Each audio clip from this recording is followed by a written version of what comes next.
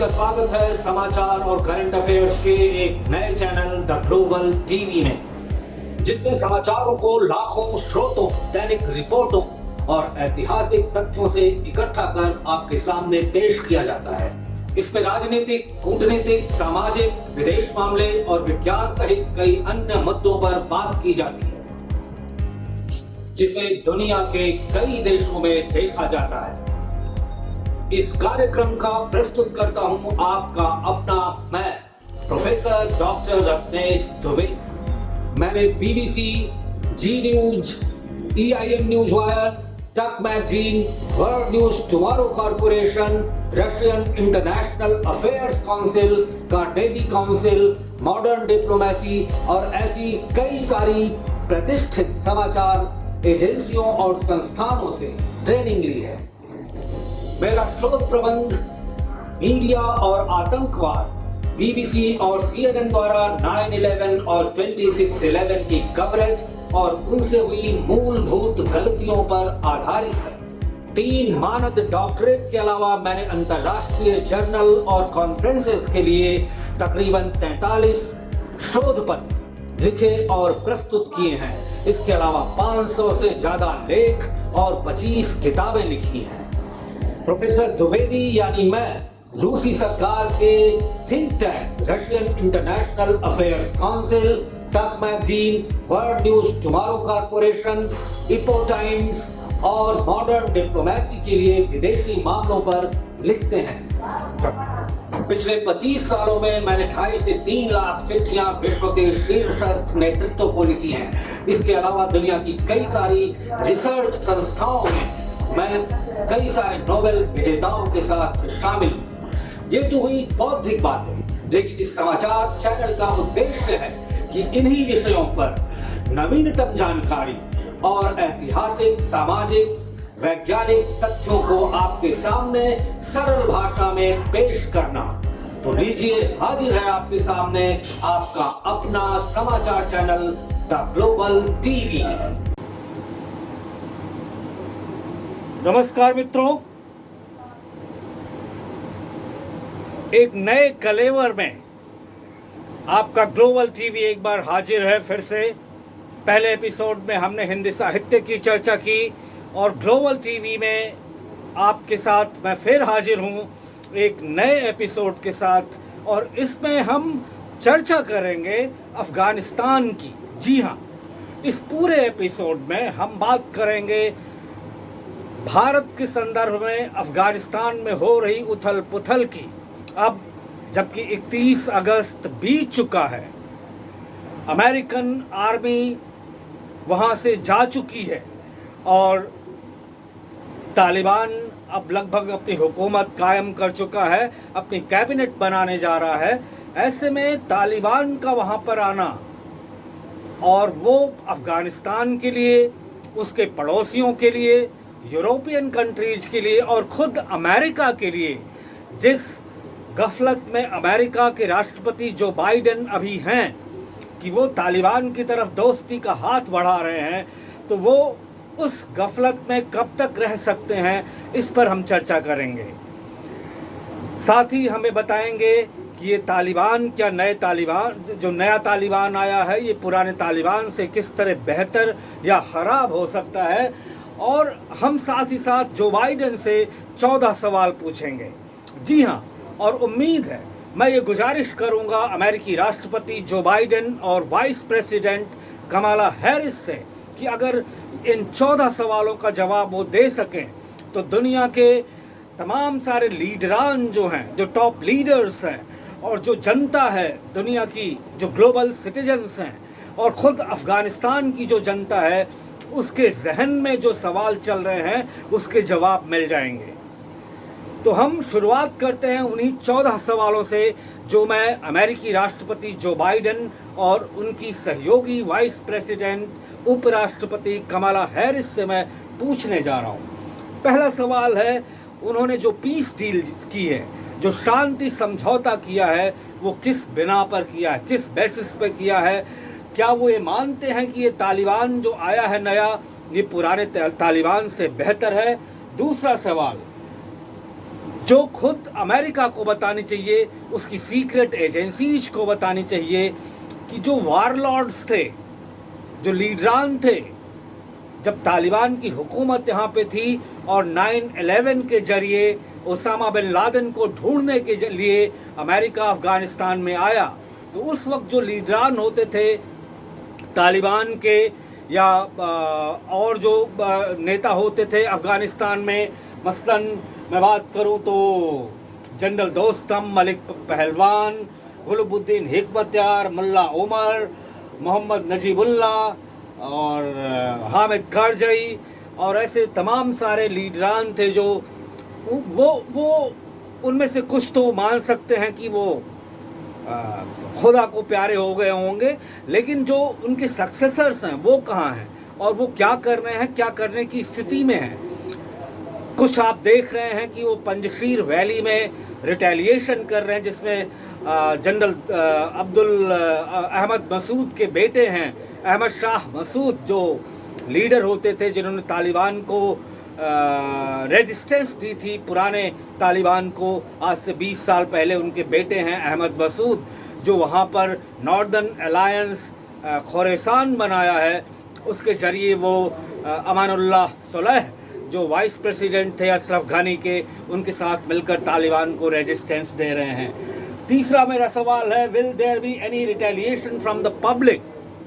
ये बहुत महत्वपूर्ण सवाल है, क्योंकि अमेरिकन आर्मी तो निकल गई, लेकिन क्या वो जो दावा कर रही है कि अफ़गानिस्तान से उसने सभी को निकाल लिया है, जाहिर सी बात है 15 दिन में किसी भी कीमत पर सभी लोगों को नहीं निकाला जा सकता। वो 3 लाख अफ़गानिस्तान नेशनल आर्मी के सैनिक कहाँ हैं? Where they are? Where are these people, civilians, American civilians, about whom America itself is claiming कि वो वही छूट गए हैं। जाहिर सी बात है सभी को निकाला नहीं जा सका है। और चौथा सवाल है इसी से जुड़ा हुआ कि वो जो 3000 अफगान सैनिक जिनको अमेरिका दावा करता है कि उसने ट्रेन किया था, और जो बाइडेन जिसके बारे में दावा कर रहे थे कि उनके सामने 75,000 तालिबानी नहीं टिकेंगे, वो 3 लाख सोल्जर्स कहाँ हैं अफगानिस्तान सेना के? पांचवा सवाल है कि क्या अमेरिकन सीक्रेट एजेंसीज को, सेंट्रल इंटेलिजेंस एजेंसी, उसके आउटपोस्ट पर भी जब काबुल एयरपोर्ट पर हमला हुआ तो CIA की आउटपोस्ट पर भी हमला हुआ था, तो क्या उसको इस बात की भनक नहीं थी कि ऐसी सिचुएशन बन सकती है कि इवैक्यूएशन के दौरान इतनी खराबी, इतना सारा मारा मारी हो सकती है, इतने सारे कियोस्क हो सकते हैं? ऐसा क्या उनको भनक नहीं थी? और छठा सवाल मेरा ये है कि पाकिस्तान या इस्लामाबाद इस पर इतना खुश क्यों हो रहा है? क्या उसको मालूम नहीं है? अभी कल एक रिपोर्ट आ रही थी जिसमें ये कहा गया था कि कई सारे लोगों ने, अफ़गानियों ने वहाँ पर तालिबान के गेटअप में उर्दू बोलते हुए लोगों को देखा है। तो जाहिर सी बात है पाकिस्तानी सेना वहाँ घुसी हुई है, तालिबानियों के साथ मिलकर वो काम कर रही है। तो इसके बावजूद क्या पाकिस्तान, इमरान खान और इस्लामाबाद को इतना खुश होना चाहिए? तालिबान तो खुद जो नॉर्थ वेस्टर्न फ्रंटियर प्रोविंस है और जो बलूचिस्तान है उसको अफ़गानिस्तान का हिस्सा मानता है। तो ऐसे में पाकिस्तान को क्या मिलेगा? ये जाहिर सी बात है, सोचने वाली बात है। इमरान खान की पेशानी पर बल पड़ने के लिए बहुत ही माकूल ये वजह है। और अब 8वां सवाल, जो 7वां सवाल है, वो ये उठता है कि तालिबान अब क्या करेगा? क्या वो इन जगहों के लिए, इन जियोग्राफीज के लिए, बलूचिस्तान और नॉर्थ वेस्टर्न फ्रंटियर प्रोविंस के लिए दावेदारी पेश करेगा? और अमेरिका को ये सोचना है, अमेरिका को ये विचार मंथन करने की ज़रूरत है, जो बाइडेन एडमिनिस्ट्रेशन को, जो उनके ऊपर प्रेशर पड़ रहा है रिपब्लिकन्स का, अमेरिकन सीनेट का, अखबारी नुमाइंदों का, कि वो ये सोचें कि इंटेलिजेंस फेल्योर क्या हुई, डिप्लोमेटिक फेल्योर क्या हुई। इतना बड़ा ऑपरेशन जो 20 साल से अमेरिका वहाँ चला रहा था, वो आखिरकार उसे बंद करना पड़ा और इतने ख़राब तरीके से उसकी एंडिंग हुई कि शायद जो बाइडेन को ना अमेरिकन सिटीजन्स और ना दुनिया के किसी भी हिस्से में जो लोग हैं वो कभी माफ़ कर पाएंगे। और जो एक अहम सवाल है, जो 9वां सवाल है कि जो बाइडेन को ये सोचना पड़ेगा कि अमेरिका 20 सालों से अफ़गानिस्तान में जिस लिए गया था क्या उसको वो हासिल हो गया है? क्योंकि जब जो बाइडेन ओबामा के वाइस प्रेसिडेंट थे तो कहते थे हमारा उद्देश्य है अफ़गानिस्तान की नेशन बिल्डिंग करना, और अभी हाल ही में एक स्टेटमेंट उन्होंने दिया है कि हमारा काम सिर्फ इतना था कि अफ़गानिस्तान की धरती को अमेरिकन सॉइल पर किसी अटैक के लिए, टेररिस्ट अटैक के लिए इस्तेमाल ना किया जाए। क्या वो भूल गए हैं कि 18 से 25 टेररिस्ट ग्रुप अभी भी अफ़गानिस्तान में पाकिस्तान के सपोर्ट से पनप रहे हैं, चल रहे हैं, और एक कभी भी काबुल एयरपोर्ट पर हुआ हमला ये जताता है वो कभी भी अमेरिकन होमलैंड पर अटैक करने के लिए सक्षम है। तो क्या अमेरिका इस बात की, जो बाइडेन को इस बात की सपने में भनक है कि 9/11 दोबारा ना होने पाए? मुल्ला उमर और बिन लादेन को ढूंढने के लिए अमेरिका को वापस अफ़गानिस्तान आकर ट्रिलियंस ऑफ डॉलर्स इन्वेस्ट फिर से ना करने पड़े?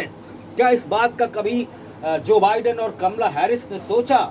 और 10वां सवाल, वो जो ट्रिलियंस ऑफ डॉलर की इन्वेस्टमेंट हुई जिसके लिए अमेरिका वहाँ गया था, रोड बिल्डिंग में, स्कूल बिल्डिंग में, इमारतें बनाने में, एयरबेस बनाने में, और उसके बाद ये जो तमाम सारे मिलिट्री आर्सेनल्स हैं, जो जेट प्लेन्स हैं, जो तमाम सारी हमवीज हैं, करीब 2500 वो तालिबान के हाथ लग गई हैं, मशीन गने हैं, तोपें हैं, टैंक्स हैं, इनका वो क्या करेंगे?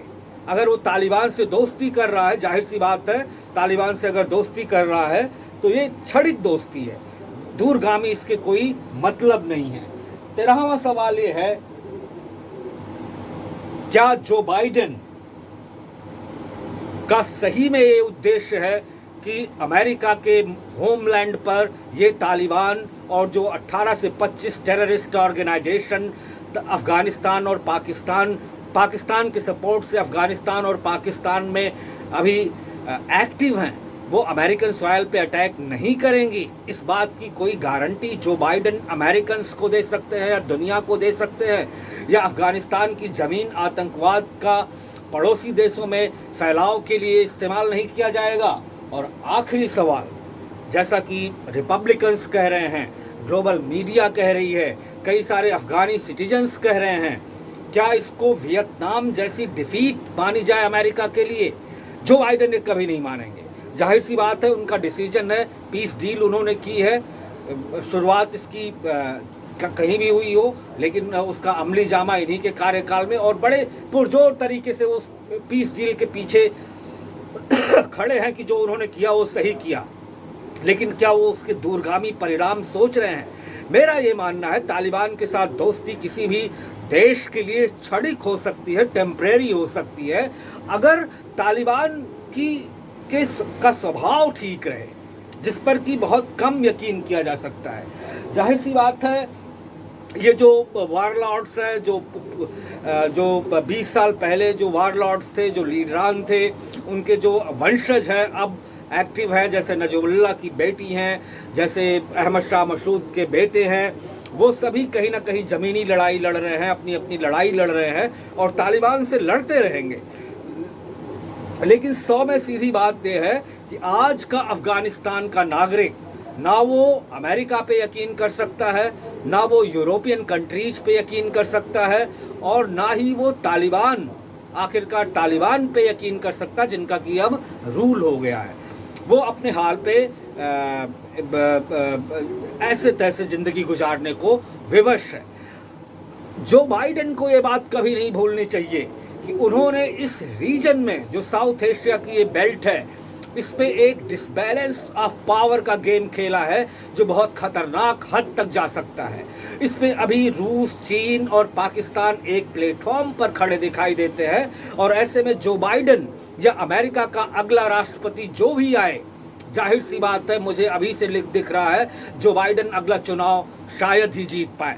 जिस तरह की पॉलिसी उनकी यहाँ पे फेल हुई है और जिस तरह से वहाँ सीनेट में उनको चैलेंज किया जा रहा है, तो ऐसे में चाहे वो जो बाइडन अभी हैं या दूसरा राष्ट्रपति जो भी आए, उसको भारत ही एक मित्र ऐसा दिखाई देता है जिस पर वो तालिबान पर निगाह रखने के लिए भरोसा कर सकते हैं। लेकिन भारत भी ये सोचेगा कि क्या तालिबान अगर वहाँ पे एक सरकार बना चुकी है तो उससे हम कितनी देर तक दूर बैठेंगे। हम सारी दुनिया अगर उससे बात कर रही है, उसको रिकॉग्नाइज कर रही है, टेम्परेरी ही सही, तो हम क्यों ना उसको रिकॉग्नाइज करें। तो ये सारी बातें भारत भी सोचेगा। ये बात तय है कि जो बाइडन ने एक बहुत बड़ा डिप्लोमेटिक, स्ट्रेटेजिक और मिलिट्री खतरनाक डिसीजन लिया है, जिसके बहुत ही खतरनाक परिणाम होने की संभावना भी हो सकती है। ऐसे में आने वाले महीने, आने वाले साल, इस पर हम सभी की निगाह होनी चाहिए कि इसमें क्या होने जा रहा है, तालिबान किस तरह से बिहेव करता है।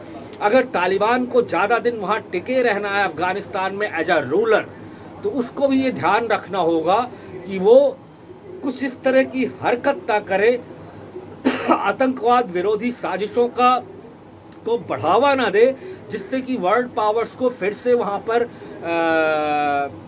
एंट्री करने का मौका मिले। अभी कल ही एक वीडियो BBC का और सोशल मीडिया पे काफ़ी सर्कुलेट हो रहा है अमीन हक का, जो ओसामा बिन लादेन के सिक्योरिटी चीफ हुआ करते थे और अब वो तालिबान के साथ हाथ मिला चुके हैं। मेरी उम्मीद है कि ये बात सेंट्रल इंटेलिजेंस एजेंसी को पता होगी कि अमीनुल हक इस वक्त अमीन हक इस वक्त कहाँ हैं और किसके साथ उठते बैठते हैं। तो ऐसे में अगर अमेरिका या जो बाइडन ये आंख बंद करके यकीन कर चुके हैं कि तालिबान बिल्कुल दूध का धुला हो गया है, तो इससे बड़ी गलती कोई भी अमेरिकी प्रेसिडेंट अपनी लाइफ में कभी नहीं कर सकता। तो ये बड़े ही आने वाले महीने, आने वाले साल, ये बड़े ही तेज़ी से डेवलपमेंट लाएंगे इस रीजन में। और जो भी समझदार डेमोक्रेसीज है वो इतनी जल्दी कोई डिसीजन नहीं लेंगी। वो तालिबान को अपना रुख साफ करने का मौका देंगी, उनको समझेंगी कि उनका रवैया किस तरह से है। अभी तो फ़िलहाल चंद रोज ही हुए हैं, आज 2 तारीख है, 31 अगस्त को ही अमेरिकन आर्मी वहाँ से गई है। और जो वहाँ पर सिविलियंस अभी, चाहे वो अफ़गान हो, चाहे वो विदेशी नागरिक हों, चाहे अमेरिकन नागरिक हों, जो वहाँ छूट गए हैं, उनके लिए वो क्या दृष्टिकोण अपनाती है। तमाम तरह के जो विजुअल्स गाहे बेगाहे आ जाते हैं। कोई इंटरप्रेटर था, उसको हेलीकॉप्टर से लटका दिया, किसी टेररिस्ट आउटफिट को सपोर्ट कर रहे हैं, कश्मीर पर इतनी जल्दी बोलते जा रहे हैं। ये सब तालिबान के लिए आगे चलकर सरदर्द साबित होगा।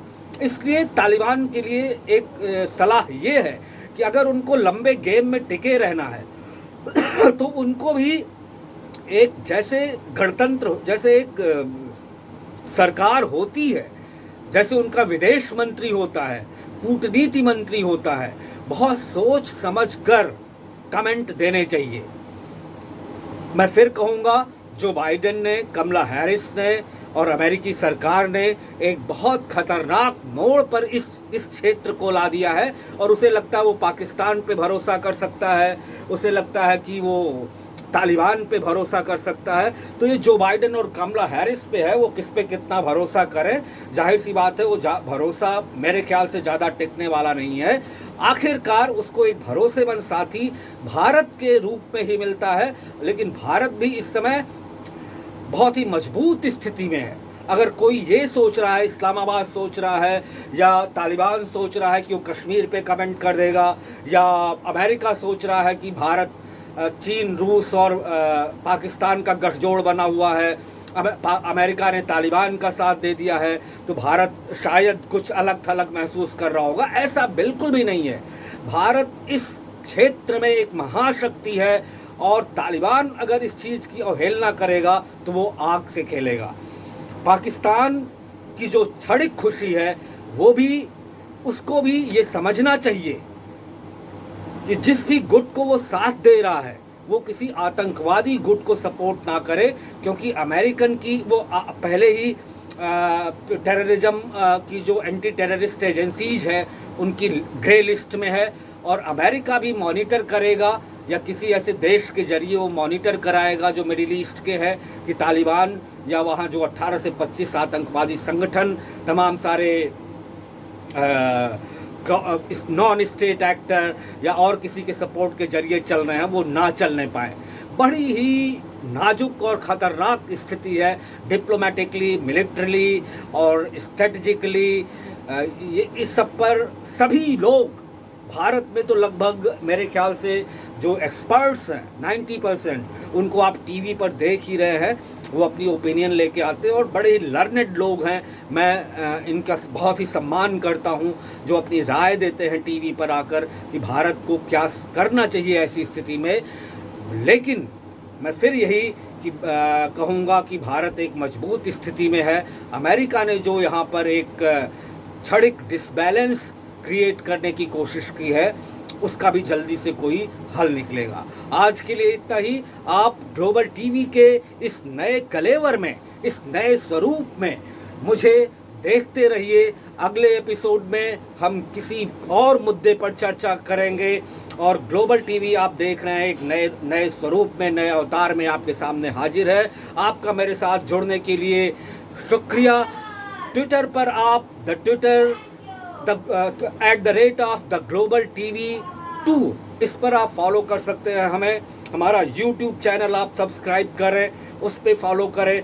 बहुत ही संजीदा डिस्कशंस होंगे और हमारे साथ देश और विदेश के कई सारे लोग जुड़ेंगे जिनसे हम इंटरव्यूज करेंगे, गुफ्तगू करेंगे, कमेंट्री करेंगे और आपके सामने नवीनतम जानकारी लाएंगे। जैसा मैं पहले भी कह चुका हूँ, वैज्ञानिक दृष्टिकोण लेके आएंगे, डिफेंस और इंटेलिजेंस के मुद्दे पर डिस्कशंस होंगे, पॉलिटिकल डिस्कशंस होंगे, सोशल डिस्कशन होंगे, लिटरेरी डिस्कशंस होंगे और मेरा और मेरी टीम का उद्देश्य ये होगा कि इसको सरल भाषा में आपके सामने पेश किया जाए। हमारे साथ जुड़े रहने के लिए शुक्रिया।